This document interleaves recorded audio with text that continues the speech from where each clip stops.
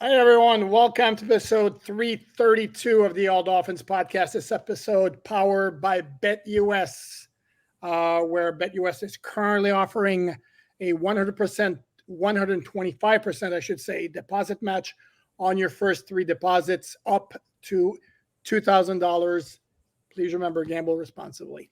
Today is Monday, August 12th, 2024. It was a very good day for the Miami Dolphins even before practice started, when head coach Mike McDaniel greeted us with the news that Jaylen Phillips was going to be taken off PUP, back at practice. That's obviously the highlight of the day, but there was an awful lot that we need to get into, including Phillips, the roster moves, the offensive line in transition. Again, maybe that's the best way of doing it. A very interesting practice, two new linebackers, Tyreek's challenging the 100-meter Olympic champion. The backup quarterback continues to be an issue. Some players back at practice. And last but certainly not least, a little tease to a column that my good friend here and my regular co-host, Chris Perkins of the South Florida Sun Sentinel, has written and posted for said Sun Sentinel at sunsentinel.com. Perk, how are you? I'm good, man. We're in football season now. I mean, it's preseason, but we're in the season now. I like it, man. I'm fired up, Poop. I like it when then there's a lot of roster moves, a lot of news. It's so much better than you get into the doldrums of June and July or in early July, and you keep talking about the same thing. And this a lot of good stuff happening. We're going to throw in a history lesson a little bit later on, but it's topical. So history, but maybe not totally history, if you catch my drift. So we have to start obviously with Jaylen Phillips. I think you and I, both in watching him, the way he was running around the field the last few days of practice, I guess I kind of had an inkling it was coming sooner rather than later. But obviously, the sooner the better, because it gives them a better chance to be ready for week one, which I think is, I don't want to say it's a slam dunk, but it's looking very good. Yeah, and look, we saw Jaylen Phillips running around very aggressively the last couple of weeks. We saw the same thing from Odell Beckham. We're seeing it from Jordan Poyer, not from Bradley Chubb. But having Jaylen Phillips out there is absolutely huge for a lot of reasons. Number one, it increases your pass rush if you're the Miami Dolphins, right? So he's going to be out there joining Emmanuel Ogbah, Chop Robinson, and Quentin Bell. He gives you that solid anchor. Not that Ogbah wasn't, but Jaylen Phillips is superior to Emmanuel Ogbah the way that they're playing now. Shot fired. That's right. Yeah, I'm sorry. Man, it didn't take long. We're not even 3 minutes into the podcast, and Perk with his first shot. It's football season, baby. It's time to hit somebody. Does that qualify as pissed off Perk? And somebody in the comments the other day said they like pissed off Perk. That's good. That's good. Perk is pissed off sometimes. So the second thing that this does, that Jaylen Phillips return does, it buys Bradley Chubb a little bit of time, right? There's not as much pressure on Chubb to come back now. And I think the other thing that it does is it just kind of lifts the spirits of everybody on the team, especially the defense, but everybody now kind of, all right, man, we got Jaylen back. Yeah, now let's get ready to roll. So it does a lot of things for this team, and all of them are good. And on a personal level, it's well known. I cover the team. I'm a professional reporter. Cover the team. Has been doing it for a long time. I love my job and all that. I'm not per se a fan of the Dolphins. I am a fan of certain players more than others. And Jaylen Phillips would be right at or near the top for me because he is a fabulous human being. Number one, he's a great kid. I mean, at my age, we're all kids, but he's a great kid and he's a very good football player. So very happy for him. And again, part of the fact that I wasn't surprised is the guy's a worker. So you knew he was going to do whatever it was going to take. I asked him today, like when you got hurt on Black Friday last year, if anybody had told you, okay, you're going to be back at practice August 12th, would you have been surprised? And he was like no, and then he described himself, that was the second time he'd done it, as a high achiever. And this is what he's been. So yeah, it's a great move. Wouldn't shock me if we didn't see him in the preseason. Certainly not Saturday. I don't know that there's necessarily a great need to see him in the finale. That may be more of a comfort level for him. I still would expect him to be ready for September 8th against the Jacksonville Jaguars. And you mentioned Bradley Chubb. kind of the way it's been, like leaning pretty much all the way until we see something different. Like, for example, we saw Jaylen Phillips work in front of our eyes. We've seen OBJ do that. We haven't seen Bradley Chubb do that. Right. So again, using that logic, to me, it kind of screams like he's going to start the season on PUP. Agree? Yeah, I would agree. I would agree. And look, I'll say this also, when you talk about Jaylen Phillips and what he's going to do, today was like a glorified walkthrough. We didn't see Jaylen Phillips do a whole lot in the team drills. He was out there for a couple of snaps in a walkthrough 11-on-11. But I'll say this. I don't know what's a realistic time for Phillips to get to 100%. I think the bye week is in week 6, right? They have 5 games before the bye. Correct. Yeah, you're good. You're good. So it's kind of scary and sad that I know that, but he's got some time. We don't have to see Jaylen Phillips at 100% before the bye or even immediately after the bye. To me, starting around Thanksgiving is when you really want to see Chubb or Phillips around 100%, because that's when things really get serious. So to me, there's not really a lot of pressure before them. Let's not push and overdo it. Boop, did you notice today, and this isn't a big surprise, Jaylen Phillips' left calf is a lot bigger than his right calf, and the right leg is the Achilles, and that's, the Achilles runs along your calf.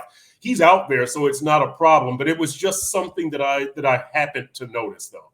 Correct. No, you didn't notice it. I did not notice it. The only calf I remember ever noticing was Jeff Scanina, who was a big defensive tackle. These things were like, they were like this big. It was ridiculous. It was weird because me and another reporter were staring at him, staring at the calves like in the locker room.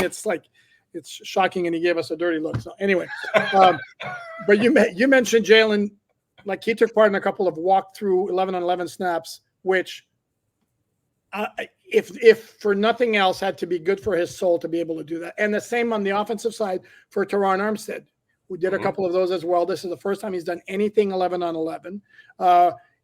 At the time in practice where they were going, I don't want to say full speed because practice never full speed, but 3/4 or 90% speed.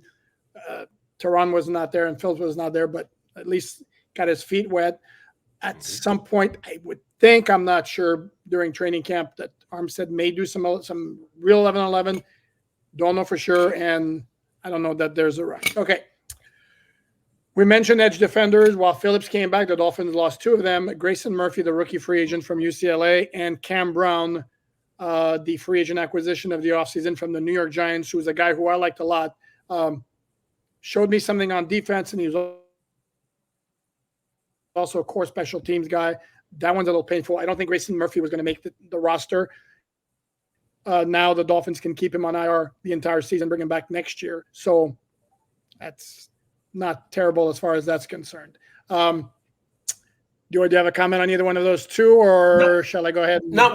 Just to say that they had both flashed in camp, and they were guys who even when you get beyond the top level edge rushers of Jaylen Phillips, Emmanuel Ogbah, Chop Robinson, Quentin Bell, Mo Kamara, Grayson Murphy and Cam Brown were probably next in line, so that if there was an injury or whatever, right, you bring them up, and now you've lost that. So not a frontline loss, but a loss that could be felt later on if you need some additional depth at that position. Yeah, and I did my roster projection 2.0 last Friday before the preseason game, and I think I had put in there 5 edge defenders, which is a very high number, and I had said they just have 5 guys, and I'm taking the wimpy way out because I can't cut any of them right now, and then by attrition, something's going to happen. Lo and behold, this is what we got. So completing the bookkeeping here in terms of the roster transactions, along with removing Jaylen Phillips from PUP and putting Brown and Murphy on IR, the Dolphins signed 2 edge defenders, Dave Anneni and Wyatt Ray. Wyatt Ray is a 3-year veteran with 23 career games, 2 starts, 2 sacks in his career, and then he entered the NFL as an undrafted free agent with Tennessee in 2022, and his NFL experience consists of practice squad time. We should mention that the Dolphins now have placed 3 players on IR as a result of what happened in the game against the Atlanta Falcons on Friday night. The third, of course, being Keon Smith, the offensive lineman, who was placed on IR on Saturday, at which time the Dolphins brought back Jason Hines, which leaves us to the offensive line, which again was missing from practice 3 guys who were projected starters entering training camp: Teron Armstead, Isaiah Wynn, and Aaron Brewer. And Liam Eichenberg, not surprising, was the center in camp. Lester Connor got some work with the first unit. Again, it's a whole lot of transition. Before practice, Mike McDaniel talked about how the Dolphins have more NFL players on the offensive line and they have roster spots for them. But it's fair to ask how many of those NFL players are frontline NFL players or how many are bottom of the roster players. That's the big question. I do think that their starting center, left guard, and right guard are already on the roster. They can go outside the roster and look if they want to. They can wait for the cuts. But if they roll with, let's just say, to open the season, Aaron Brewer and at center and Liam Eichenberg at right guard and Lester Cotton at left guard, you're fine. If you have to open the season with Liam Eichenberg at center and, Robert Jones at right guard and Lester Cotton at left guard, you're still fine. None of them are Pro Bowl caliber players, but they are all NFL caliber players.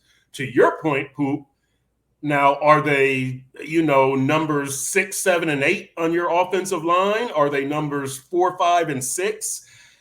I don't know, but you're going to be good enough. That's not going to be the reason that you, A, don't get a home playoff game, B, don't win a playoff game, or C, don't win the AFC East. It will not be because of interior offensive line.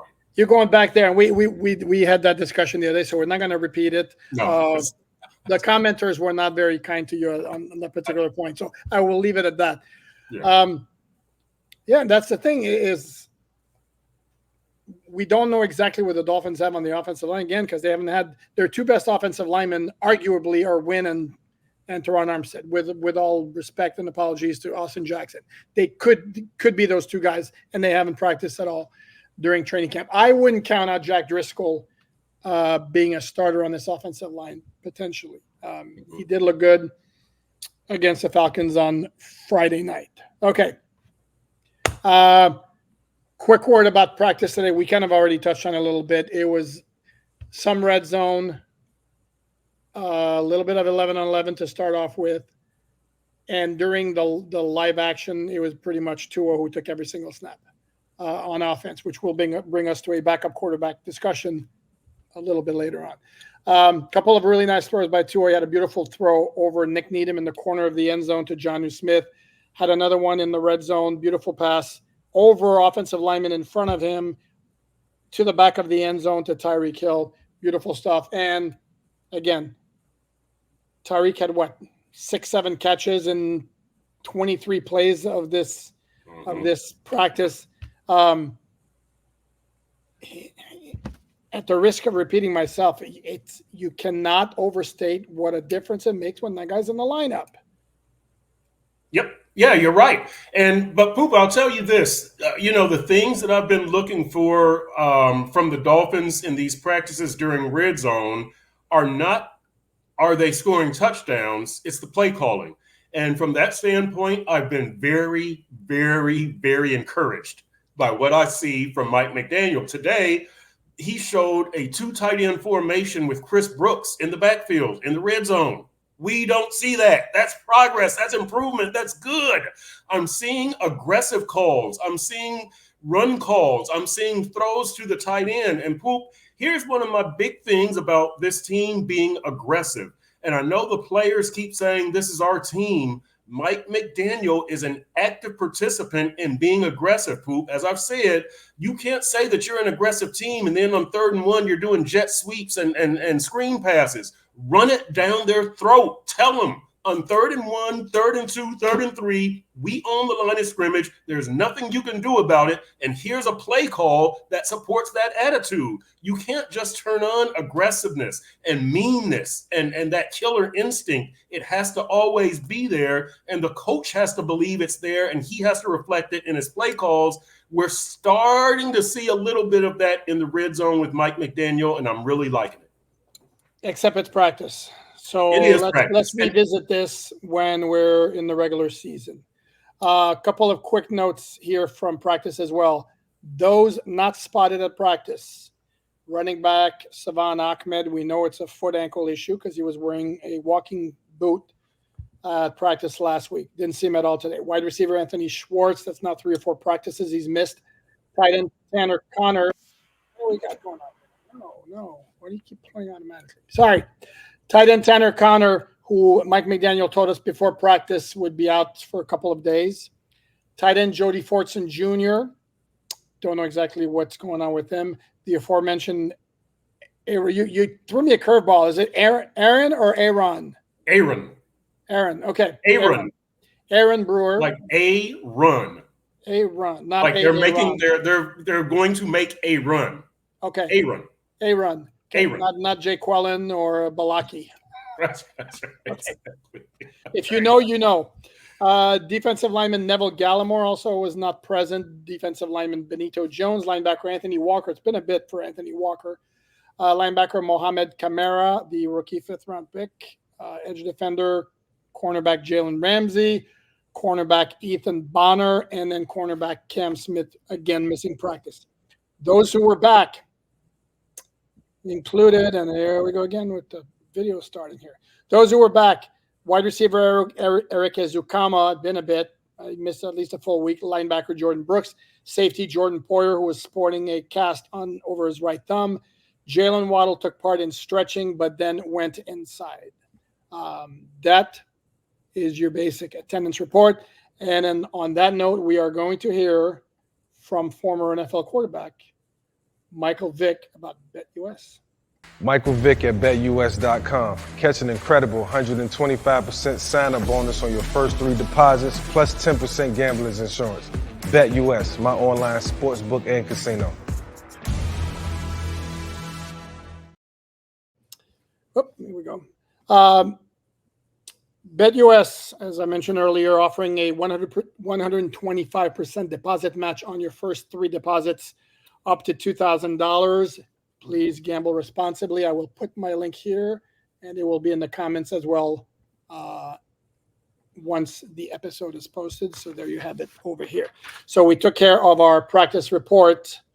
Good to see Eric Ezukama back. He needs to very quickly make an impression because, again, if we're looking at Tyreek Hill, Jalen Waddle, Odell Beckham Jr., Braxton Berrios, River Craycraft, and Malik Washington, it would seem this wide receiver core is pretty set. Did I mention Jeff Wilson Jr. as players not practicing? Yeah, I wasn't sure I did. He didn't practice. So that was the one of note, Eric Ezukama. This, in a tangent, affects the Dolphins. There's news around the AFC East involving the New York Jets, our good friend the New York Jet, with Hassan Reddick, who they acquired in a trade with the Eagles in the offseason, partly because he wanted a new contract. The Jets apparently were aware of this, made the trade anyway. They haven't signed him to a new contract. Reddick hasn't showed up for camp, and now he wants to be traded. And the Jets released a statement saying, we're not trading you. And then there was a report out of New England that multiple teams have reached out to the Patriots about the idea of a trade for Matthew Judon, another edge defender who's a very, very good player on a team that doesn't have a lot of good players, and a guy who's also looking for a new contract. Not terribly significant when it comes to the Patriots because, no offense, they're not winning a ton of games in 2024, regardless of whether they have Matthew Judon. But the Jets, this is a team, I don't know if you think the Jets could be dangerous. I think the Jets could be dangerous. And if they have Hassan Reddick, they become even more dangerous. Yeah. No thought? Yeah, no, they need to figure out what they're going to do. The Patriots and Matthew Judon, I like Matthew Judon, but who cares? The Jets, you can be a good defense, and from what I believe, from what Adam Schefter said on ESPN not long ago, there haven't even been any contract talks.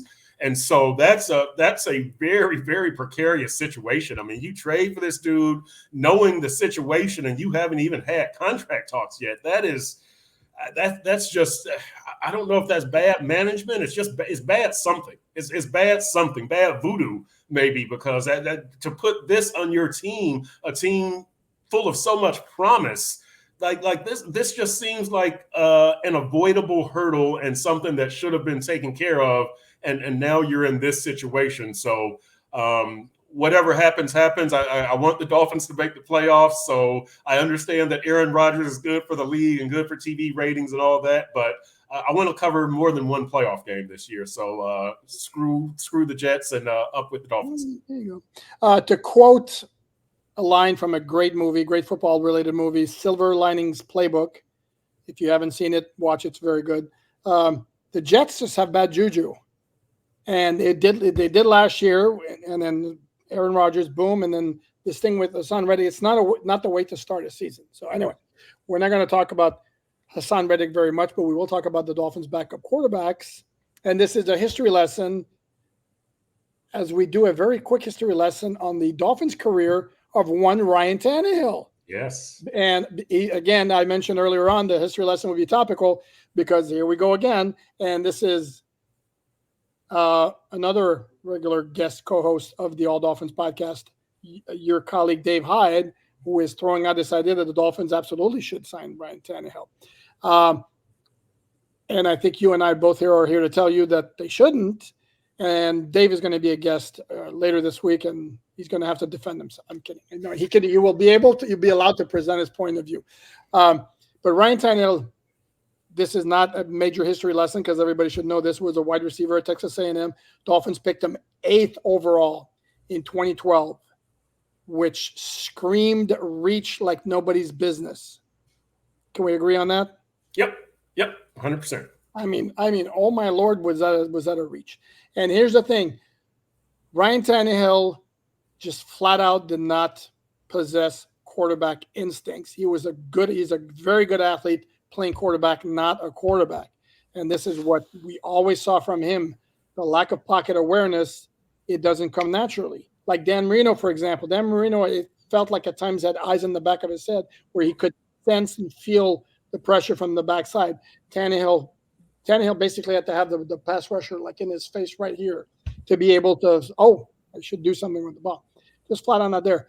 I think you and I were the ones talking about this in the stands at the Baptist Health Training Complex, that Bill Lazor got a lot out of Ryan Tannehill when he was the offensive coordinator. That one said that's 2014. And a big reason was he took full advantage of Tannehill's athleticism and his running ability. Mm-hmm. But Tannehill always had a ceiling. If you stick him in the perfect offense where he can do play action passing, run occasionally, he could be very successful like he was with Tennessee. This is not this kind of offense the Dolphins run, which is why, in my very humble opinion, it's not a good fit. It's just flat out not a good fit. And I will give Ryan Tannehill credit for his toughness. There are a few quarterbacks who have come around the NFL in the last decade who would stand in the pocket in the face of an on-rusher who was about to level them and still throw the ball. Agreed? Yep, I agree. Ryan Tannehill is tough. He's definitely a tough guy. But, a few things here, Poop, and I think that we've talked about these things, is that, number one, Ryan Tannehill needs a run game and a defense. We saw here that Adam Gase thought that he could turn Tannehill into Peyton Manning, who he coached in Denver. And Joe Philbin thought he could turn him into Aaron Rodgers, who he coached in Green Bay. They were both wrong. They got it right in Tennessee when he had Derrick Henry. That's what Ryan Tannehill needs. If Ryan Tannehill is here and he's relying on his right arm, the Dolphins are in trouble. And here's the other thing that, I really don't want to put out here and to speak it into existence. But Ryan Tannehill was brought to the Dolphins to be a backup, right? David Garrard was going to start. Garrard gets hurt. Tannehill becomes the starter. Initially, right. Yeah. But here's the thing. He becomes the starter, and he never lets that job go. Tannehill was brought to Tennessee to be the backup. Marcus Mariota gets hurt. Tannehill becomes the starter and never lets that job go. Do you want to bring him here with a quarterback who has a tendency to get hurt? No, yeah, we kind of discussed this last time, man. We did. Don't want to go over the same ground, but I will, however, tease to your column on sunsentinel.com, because I believe, correct me if I'm wrong, the column was about your top 10 concerns regarding the Dolphins right now.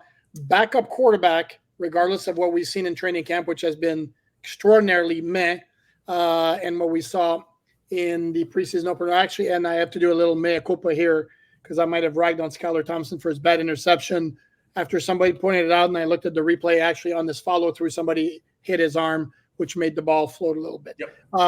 But if the intended target still was Malik Washington, there's an awfully tight window, and you had somebody, I don't know if he would have had the juice to get over there, but at least he would have had a shot with the arm not being it. So having said that, correct me if I'm wrong, because I did look at your column, backup quarterback is not one of your 10 concerns. That's correct. Okay, here's what I would tell you, what I would propose to you, and if you're good with that, let's do it. I would propose you reveal like 3 of them as a teaser, or as a teaser for the column, and then have the good folks who are watching this podcast, and we thank you for doing that, go ahead and check it out on sunsentinel.com.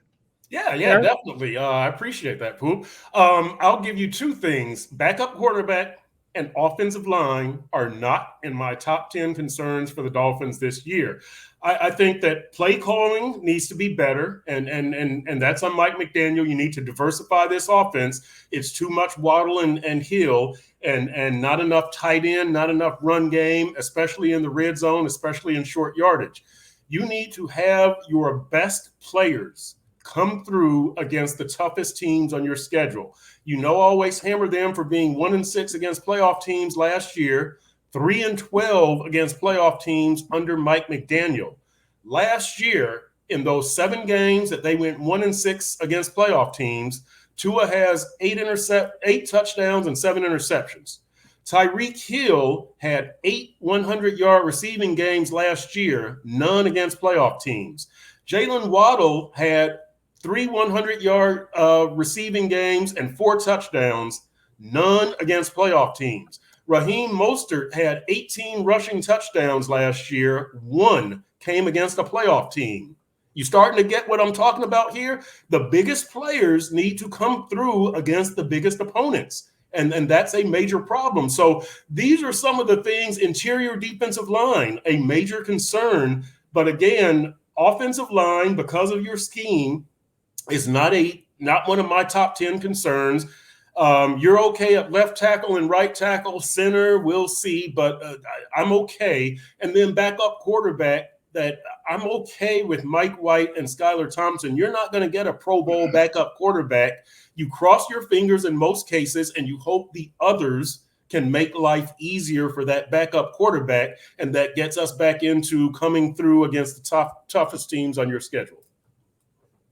Very well done. Okay. I will do my top 10 concerns at some point as well on Miami Dolphins on SI at si.com/NFL/Dolphins, where today I think we're up to 7 stories.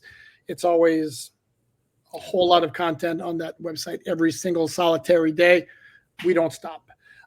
We're going to wrap this up with the never boring, always headline making Tyreek Hill. And this is not about just, again, it's entertaining, and he maybe gets away with it because he's so damn good. I mean, and oh my Lord, is he good? I mean, like, the dude is like different. He's different. Yes. And yes, I understand when the point you just made, no 100-yard games against playoff teams. He did have 99 yards against Dallas. He did. Including the key third down conversions that allowed the Dolphins to basically kill the clock for Jason Sanders' game-winning field goal. But the dude is special, and then he just you get him a microphone, and he was up on K Kay Adams' show, and I apologize for not remembering the exact name of it, and basically was challenging Noah Lyles, the 100-meter Olympic champion, to a racer. Basically, at first of all, I was calling him out for having COVID, for saying he had COVID before the 200 meters. Basically saying he would beat him in a race, and then I don't know if you saw this, he tweeted himself in a track suit and with the tag of 2028. Here's the thing with Tyreek. Appreciate him as a player because he's, again, I've covered this team on a full-time basis since 1989. Offensively, there's nobody as dynamic as him, and yes, that includes Dan Marino. He is just that different. Yep. And again, you take what he says for what it's worth. He is a self-described troll. Yes. So yes. I think if anybody starts buying Olympic tickets for 2028, thinking they're going to see Tyreek Hill in the 100 or the 200, he did run track in high school and at Oklahoma State. But again, he likes to stir the pot. Tyreek is absolutely one of my favorite trolls ever. And Poop, didn't he ran a race with like some sprinters, and didn't he come in like sixth place? Yeah, he got smoked.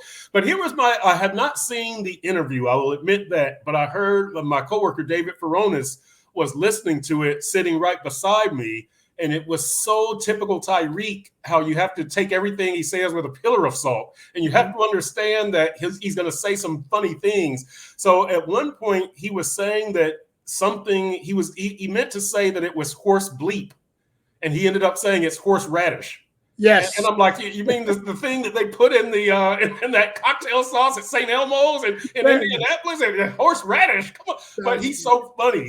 Even when he messes up, Tyreek is a master entertainer, even when he's not trying to entertain. So I've actually got to watch it. But that part where he said that's horseradish, and I'm like, Tyreek, no, I know what you're saying, but hilarious. That was funny. Oh, and food note for those who ever are in the Indianapolis area, St. Elmo's is a very famous steakhouse. Steak's excellent.